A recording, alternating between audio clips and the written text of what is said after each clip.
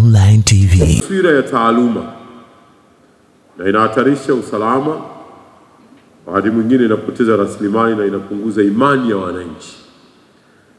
Inaagiza pia kwamba wahandisi wasiofanya kazi zao kwa uadilifu, kwa kuzingatia taaluma zao na viapo, wachukuliwe hatua mara moja za kinidhamu na wasipewe kazi zingine tena.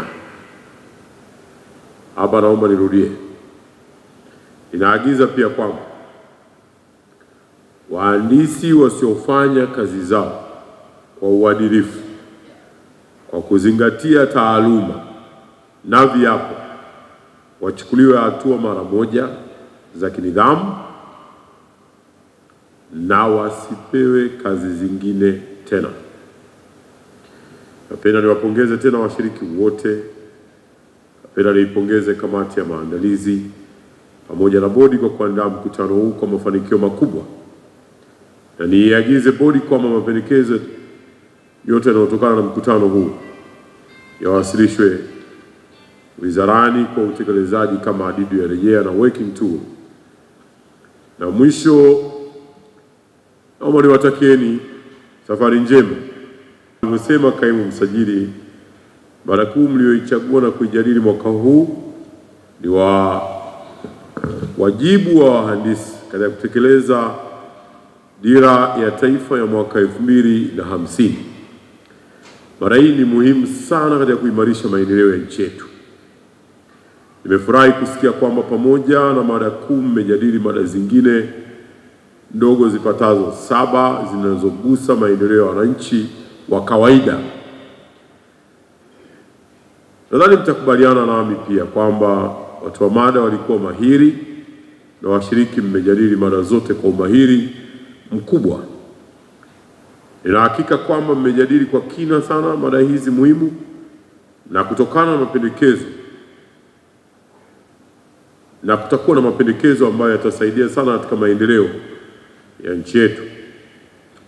Hapa ninapenda kuiagiza bodi kwamba muhakikishe yale mapendekezo yote yanayotokana na mkutano huu yawasilishwe rasmi wizarani, iwe ni hadidu ya rejea na ikiwezekana iwe ni working tool ambayo itatusaidia katika kufikia malengo endelevu ya nchi yetu.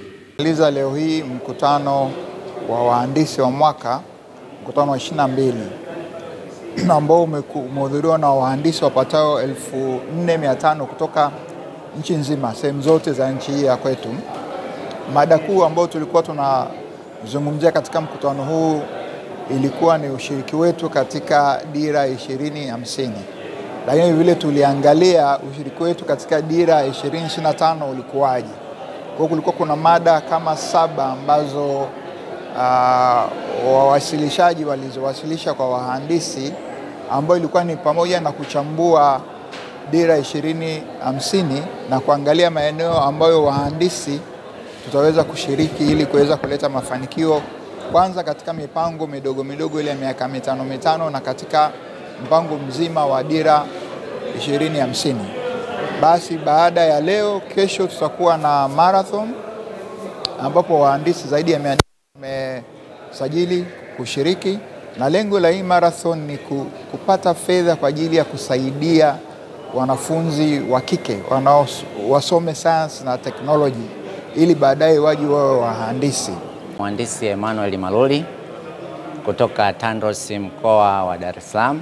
Naona kwamba kumekuwa na miradi mikubwa mingi ambayo imetekelezwa na serikali, na wahandisi wa ndani wameweza kushiriki kwa kiasi kikubwa, na hii inaonyesha kwamba wahandisi wa ndani tunaweza kufanya kazi vizuri kwa maendeleo ya taifa letu kupitia usimamizi bora wa miradi yetu wenyewe. Wasirizi Foundation, mojawapo ya taasisi ambayo imeshiriki maonyesho kwa kuleta vijana wabunifu, wahandisi vijana. Katika Annual Engineers Day ya mwaka huu imekuwa mafanikio makubwa sana.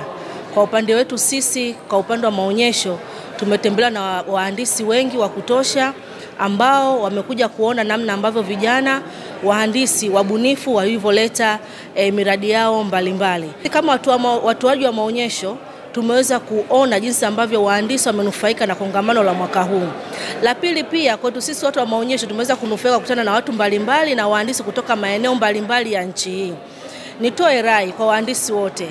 Katika Annual Engineers Day ni mkutano kwa wewe mhandisi ambao unapaswa kuweza kuhudhuria, kwa sababu utaweza kuungana na wahandisi wengine, utaweza kupata na kujifunza na kuweza kujua mwelekeo wa nchi yetu kama ilivyo katika dira la mwaka 2050, kuweza kujua tunafikia wapi na malengo yapi inabidi yafikiwe katika hasa nyanja ya uhandisi.